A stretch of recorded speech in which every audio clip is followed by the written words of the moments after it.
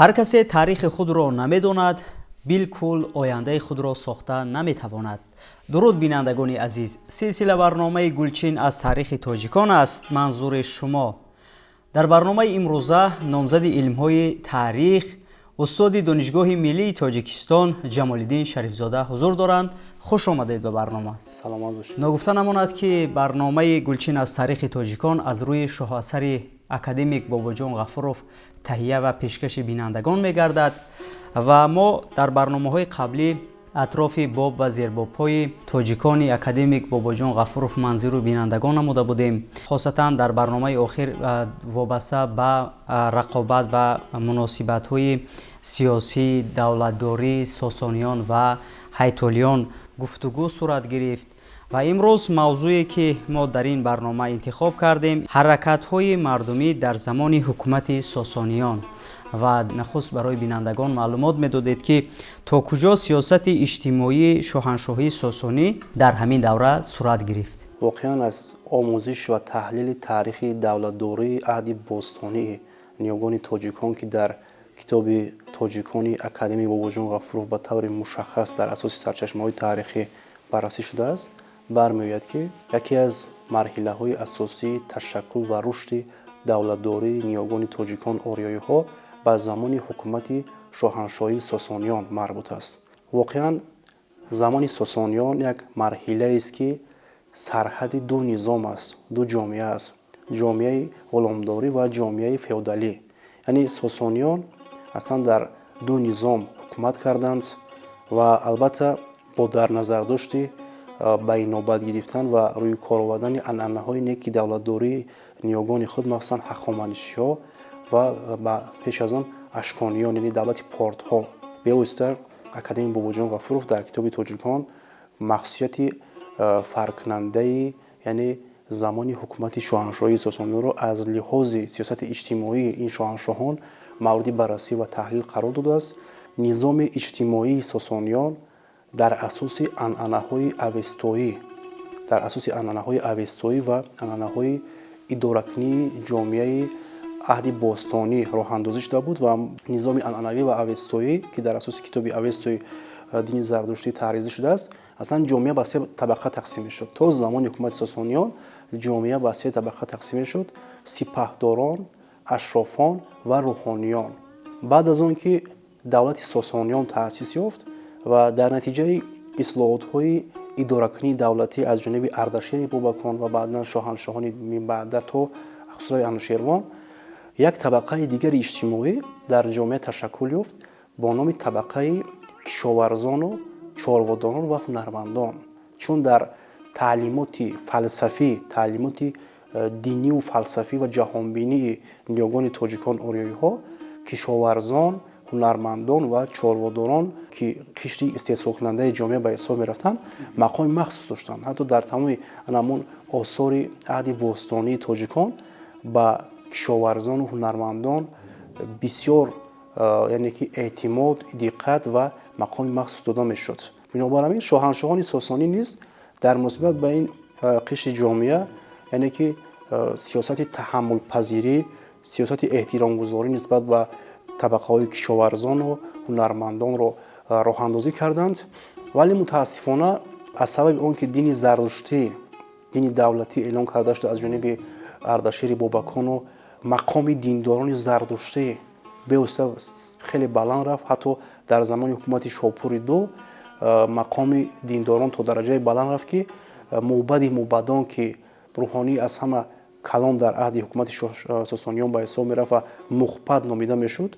حتی کار تا درجه رسید که بعد از شاهنشاه سیمای دوم دولتی به حساب میرفت و اکثر روندهای سیاست داخلی و خارجی رو نیز با فتوای خود روحانیان زرتشتی شاهنشاه روی کار می آورد. بنابراین تاثیر و نفوذ روحانیان زرتشتی باعث شد که تا یک اندازه از این موقع خود استفاده کرده روحانیان زرتشتی به فئودالان و زمینداران کلان تبدیل یابند. یعنی روز تا روز مقام دینداران، مقام روحانیان زرتشتی که این بعد ما در عصرهای میانه این مقام رو در روحانیان اسلامی هم مشاهده کرده می توانیم، در عهد حکومت دولت‌های اسلامی عصر میانگی خیلی زیاد شد. یعنی بهترین زمین ها، بویگری، مثلا تمام ملکیت های خوب و نعمتی بی‌بهای هم جامعه و هم طبیعت نصیب روحانیان شد. این باعث شد که از یک جانب حکومت، یعنی اگر دولت ساسانیان از مردم باج ستاند، مثلا انداز جمع آوری کند، از جانب دیگر از جانب روحانیان زردشتی مردم عادی مثلا کشاورزان و دیگر طبقه های زحمتکش جامعه مورد استثمار قرار گرفتند. البته این نه در همه حالت ها بود، نه مثلا در زمان حکومت اردشیر ما گفتم میتوانیم که این حالت وجود داشت، که در زمان حکومت سرای انوشیروان این حالت وجود نداشت، ولی از ضعیفی بعضی از حکومت شاهنشاهان تصادفی ساسانیان استفاده کرده روحانیان مقامشان روز تا روز بلند میشد و تاثیر رسان شدند بر روندهای حیات سیاسی و اجتماعی جامعه. بنابر همین تاثیر و نفوذ تا درجه رسید که بهترین ملکیت نصیب آنها باشد، انداز جمع کننده و زکات جمع کننده خود روحانیان باشند و این باعث تا یک اندازه تشکلیابی حرکت‌های اجتماعی بر ضد روحانیان زردشتی که در دولت ساسانیان مقام خاصه داشتند به عمل آمد. یعنی سیاست نادرست اجتماعی و در زیر تاثیر روحانیان زردشتی قرار گرفتن بعضی از شاهنشاهان تصادفی باعث آن شد که در جامعه حرکت‌های اجتماعی چون حرکت مانی به وجود بیاید. اصلا مانی همچون یک تعلیمات فلسفی، همچون یک تعلیمات دینی و همچون تعلیمات کلاسیکی در تاریخ عهد باستانی خلق تاجیک ثبت شده است و دایره جغرافی فراگیر تعلیمات مانی من بعد تا عصر 8 خیلی وسیع شد. نوبسته از آن که خود مانی در نیمه دوم عصر 3 به هلاکت رسید، یعنی کشته شد، نوبسته به این تعلیمات او که افاده کننده منفیت طبقه های پایانی جامعه مخصوصا طبقه های استحصال کننده به حساب می رفت، هواداران خیلی زیاد رو پیدا کرد تا عصرهای 8 و در شرق تا سرحد چین، تا حدودهای چین امروزه و حتی در غرب تا ساحل‌های بحر میان زمین شرق نزدیک هواداران و پیروان فلسفه و تعلیمات مانی خیلی زیاد شد. این تعلیمات مقابل سیاست اجتماعی شاهنشاهان ساسانی که در زیر تاثیر روحانیان زردشتی قرار گرفته بودند نگرانده شده بود.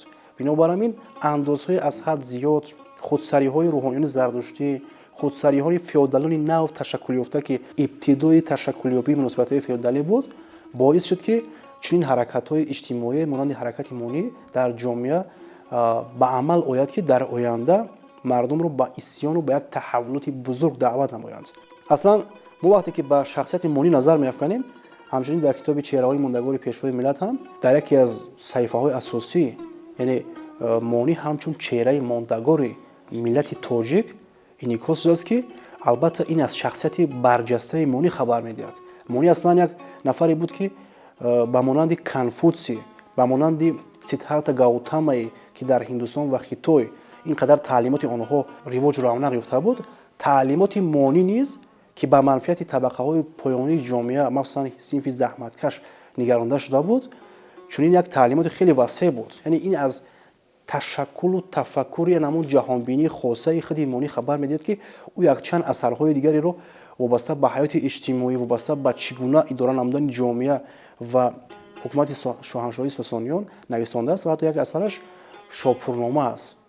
شاپورنامه است که به خود شاپور یک بخشیده شده است و در زمان شاپور یک مقام مانی تا جای استوار بود. شاپور یک تا درجه با تعلیمات مانی یعنی مساعدت کرد که تشکل یابد به خاطر آنکه مقام دینی، مقام روحانیون زردشتی را که خیلی بلند رفته بودند و از دایره حکومت شاه حتی بیرون رفته بودند، شاپور شکند تعلیمات مانی را مقابل آنها استفاده کرد. تجربه تاریخی می‌داند که مانی چندین مرتبه در بحث‌ها با روحانیون زردشتی شرکت کرده است، اوید به سیاست اجتماعی دولت، اوید به نظری مثلا روحانیون زردشتی نسبت به جامعه اجتماعی عهد ساسانیان یعنی ابراز نظر نموده است. بنابراین در مرکز توجه مانی که مردم را به اسیان دعوت میکرد پیش از همه برابری اجتماعی قرار داشت. اما از سبب آن که مناسبت‌های فئودالی در اوج تشکلیابی و رشد خود قرار داشت، در روبروی همون افکار فئودالی و افکار نو تشکل یافته بعضی از феодалони ҷомеа монӣ натавонист ки таълимоти худашро пурра ва комил боиси як таҳаввулоти ҷамъиятӣ гардонад. бинед шумо чӣ қадар мавқеи ҷуғрофии васеъ, дар чӣ қадар як минтақаи ҷуғрофии васеъ ҳаводорону пайравони таълимоти монӣ хеле зиёд шуд.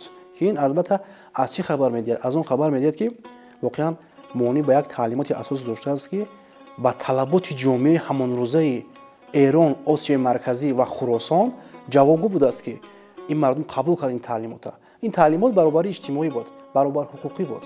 Новобаста аз баромади иҷтимоӣ, новобаста аз баромади этникӣ, яъне миллӣ, новобаста аз пайрави кадом дини мазҳаб будан, монӣ даъват мекард ки бояд дар ҷомеа баробарӣ талқину ташкил карда шавад. саволе ба миён меояд ки сабабҳои асосӣ, умуман омилу сабабҳои асосӣ натиҷаҳои ҳаракатҳои монӣ дар чӣ зуҳур ёфт, дар чӣ нишон дода мешавад? Сабабаш дар нобаробарӣ, дар аз ҳад зиёд ситондани андозҳо дар маҷбуриятҳои иҷтимоӣ буд. Ва натиҷаш чӣ шуд? Натиҷаи ҳаракати худи монӣ ёки наҳзати монӣ ба он анҷом ёфт ки дар муқобили рӯҳониёни зардуштӣ ки рӯз то рӯз мақоми онҳо дар густариш буд, дигар монӣ истодагарӣ карда натавонист, на бо таълимоташ, балки ҷисман. Чунки баъзе аз шоҳаншоҳони Сосонӣ, махсусан Баҳроми Гур, ҷонибдорӣ кард аз сиёсати иҷтимоии рӯҳониёни зардуштӣ. Бинобар ин соли 275 дар баъзи сарчашмаҳои таърихӣ 276 милодӣ монӣ бо фармони бевоситаи худи шоҳаншоҳи Сосонӣ Баҳроми Гур кушта шуд. Вале ин маънои оро надошт ки таълимоти монӣ аз байн рафта бошад. Таълимоти ӯ аллакай дар тафаккури ҷомеа, дар афкори ҷамъиятӣ роҳ ёфта буд ва челе ки мо гуфтем дар шарқу дар ғарб аллакай монӣ тарафдорони хеле зиёде дошт ки то раванди паҳншавии дини ислом ҳам ҳатто ин таълимотро пазируфта буданд, ба монанди Конфутсий, даосизм ва худи Сиддҳарта Гаутама ки буддизмро ба вуҷуд овард, таълимоти монӣ низ хеле густариш пайдо кард. дар асл бубинем шахсияти ҳамин монӣ умуман ин як инқилоби фикриро эҷод кард, бигӯем хато намекунем. Масалан мо гуфта наметавонем ки он ягон шӯришро, ошӯбро ба вуҷуд оварда бошад. На, ин гуна нест ҳамин тавр. Бале, ин як нав наҳзати фикрӣ аст. Наҳзати фикрӣ аст ки ба тафаккури ҷомеа, ба афкори ҷомеа таъсир расонд. Яъне монӣ дар амал аввал корро шурӯъ накард, чун дар назария бо асари худ аз монӣ чандин асарҳо боқӣ мондааст, вале мутаассифона аксар саҳифаҳои мубрами таълимоти монӣ хароб шуданд, чун дар зери таъсири сиёсати аҷнабиёну ҳуҷумҳои пайдарпайи аҷнабиён ин таълимот ҳастии худро дар шакли осор аз даст додааст. Вале ба ин нигоҳ накарда ба тафаккури ҷомеа як нав таъсири хеле амиқ расонд ва ҳатто шоҳаншоҳони Сосониро маҷбур кард ки дар муносибат бо ҷомеа то ҷое тағйиротҳоро ворид намоянд, то ҷои таҳаммулпазиру таҳаммулгаро бошанд. чун мебинем дар саҳифаҳои таърих ва дар дигар осору адабиёти соҳавӣ шахсияти монӣ ва дар радифи шахсияти монӣ шахсияти Маздак қарор мегирад ки ин ҳам хоси ҳамин давра аст. аз хусусияти хоси ҳамин ҳаракати Маздак ҳам ёдоварӣ мекардед? Замони Сосониён замони густариши тамаддуни ориёӣ аст. Замоне аст ки афкори ҷомеа як нав рушд кард, як нав ташаккул ё шакл гирифт. Яке аз марҳилаҳои тиллоии рушди тамаддуни ориёӣ агар замони Сосониёнро гӯем хато намекунем, баъд аз Ҳахоманишҷиё дар марҳилаи дуюм замони Сосониён аст ки рушди илму фарҳанг ба авҷи олии худ расид. Тайсафон маркази давлати Сосониён ба яке аз марказҳои асосии илму фарҳанги ҷаҳонӣ табдил ёфт. Гунди Шопур академияи илмҳои худи замони Сосониён буд ки беҳтарин олимон, беҳтарин муҳаққиқону донишмандонро аз Ҳиндустон сар карда то Рум муттаҳид карда буд. Илмҳои дақиқ, илмҳои табиириёзӣ, илмҳои ҷамъиятӣ яъне гуманитарӣ дар ин маркази илмӣ хеле рушду равнақ ёфта буд. Марказҳои илмию фарҳангии замони Сосониён бениҳоят ривоҷ кард. Ҳамин сиёсат буд, ҳамин таъсири ҳамин тамаддуну ҳамин фарҳангу пешравӣ буд ки тафаккури ҷомеа рушд кард. Афкори ҷамъиятӣ аллакай баъзе падидаҳоро дарк кард ва ҳамин падидаҳо боиси ташаккули аввал ҳаракати монӣ шуд ва баъдан ҳаракати Маздак шуд. Яъне ҳаракати монӣ ва Маздак як нав хулосаи натиҷаи рушди ташаккули афкори ҷамъиятӣ буд. Ин ҳам аз сиёсати пешгирифтаи шоҳаншоҳони сосонӣ ки аз ардашир сар карда то хусрави анушервон шоҳоне буданд ки ба илму ирфону хират арҷ мегузоштанд, арҷгузор буданд. албатта таҷрибаи тарихиё дорад ки шоҳони ориёи табор ҳамеша дар ҳама марҳилаҳои тарихӣ ба илму фарҳанг, ба хират, қишре ки ба хираду илм сару кор дорад арҷгузор буданд. то замони минбаъда давлатдории мо имрӯз ҳам ҳукумати Тоҷикистон ҳам бевосита меросбари ана ҳамон ҳукуматҳои арҷгузор ба илму фарҳанги ориёи табор аст ки имрӯз мо дар инро ба таври хеле мушаххас мушоҳида карда истодаем. бинобар ҳамин натиҷаи рушди афкори ҷамъиятӣ ба он оварда расонд ки баъзе падидаҳои номатлуб ки аз як ҷониб ташаккул ёфта истода буданд аз ҷониби баъзе шахсиятҳо дарк карда шавад.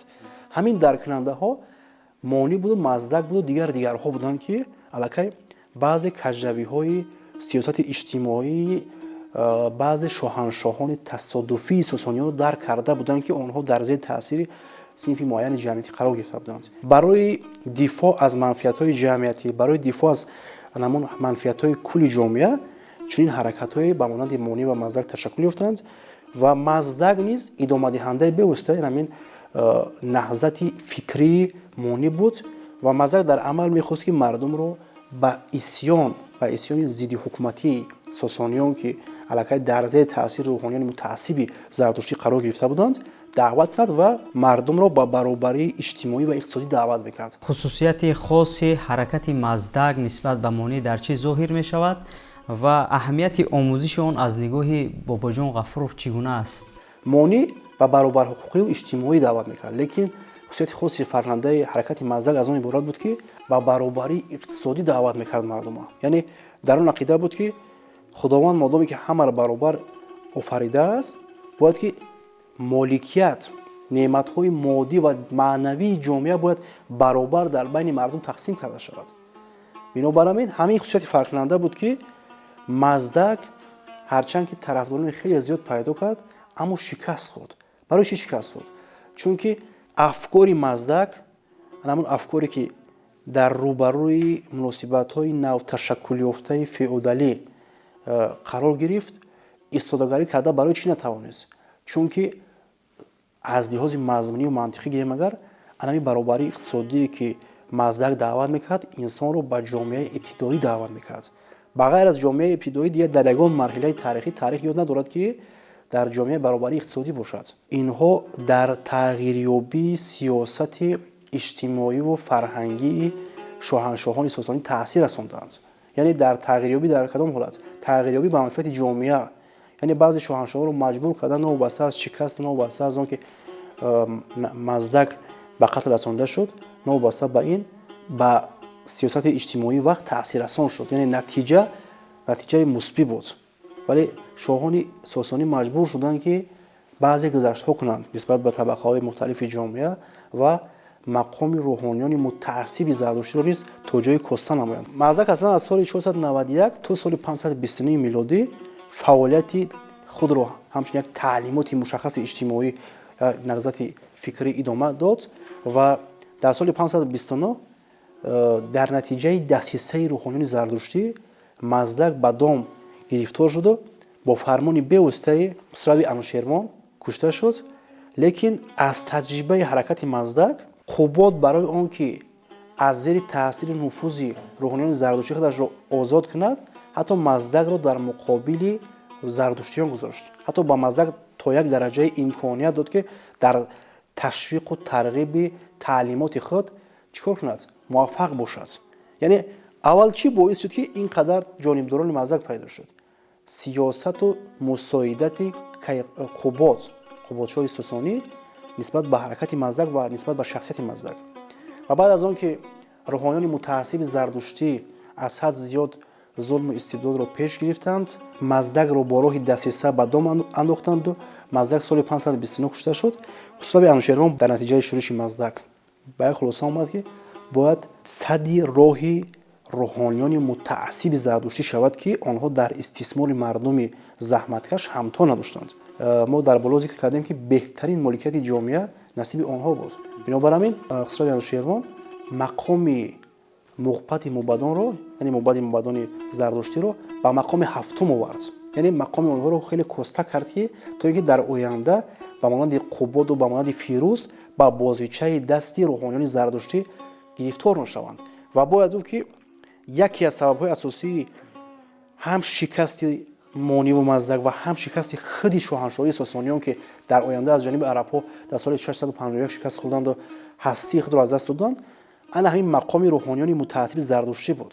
баъзе аз шоҳаншоҳони сосонӣ дар зери таъсири феодалони калон ва рӯҳониёни зардуштӣ қарор гирифтанду аз ӯҳдаи идора кардани мутамаркази давлатдорӣ баромада натавонистанд, яъне мустақилияти худро ҳамчун шоҳ аз даст доданд, дар зери таъсири рӯҳониёну феодалон қарор гирифтанд, ки ин як нав заифшавии ҳокимияти мутамаркази сосонӣ буд. бинобар ҳамин хусрави анушервон аз ин таҷриба аллакай огаҳ буд. пеш аз ӯ ҳам қубод ҳам фирӯз ки дар натиҷаи ҳамин гуна дасти савод шикаст хӯрда буд, новбаста аз шикасти маздак қатли маздак то дараҷаи мақоми зардуштиёнро низ заиф кард, ки дар низоми ташаккулёфтаи мутамаркази сосониён дигар дахолат накунанд. хуб, хулосаи шумо дар охири барнома вобаста ба ҳаракоти маздак ва монӣ, онҳо чӣ корҳоро ба иҷро расониданд ва чӣ натиҷа рӯи даст омад? хулоса ҳамин аст, ки воқеан ҳам монӣ ва ҳам маздак ину шахсиятҳое ҳастанд, ки ҳамчун чеҳраи мондагор, ҳамчун як чеҳраҳои мондагори ҳам таълимоти фалсафӣ ва ҳам таърихӣ дар таърихи аҳди бостонии халқи тоҷик нақш бастанд. ва имрӯз мо меросбарони тамаддуни ориёӣ бевосита бояд аршгузор бошем, шукргузор бошем, шарафманд аз он бошем, ки чунин чеҳраҳои мондагор, чунин таълимотҳои фалсафӣ дар гузашта ниёгони мо ба чунин як таълимотҳои фалсафӣ бунёд гузоштанд, ки дар шарқу ғарб, дар шимолу ҷануб ҳаводорони хеле зиёд дошт. албатта ин ҳаводорӣ тасодуфӣ набуд.